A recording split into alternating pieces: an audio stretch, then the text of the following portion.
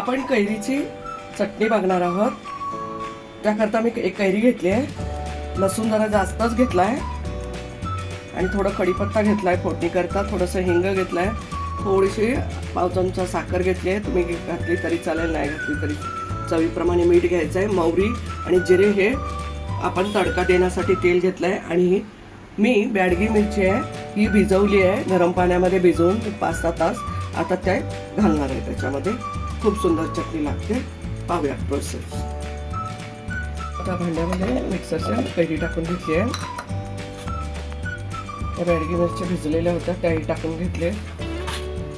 लसूण टाकून घेतले.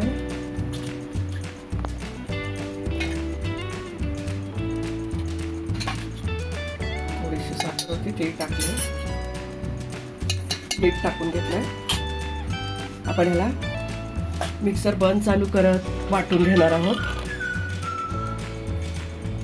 आपण छोट्या पॅन मध्ये तेल टाकून घेतलंय, ते टाकलंय तर मोहरी टाकून घेणार आहोत.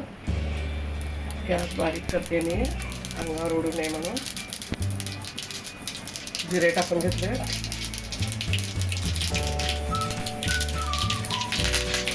कढीपत्ता टाकून घेतला.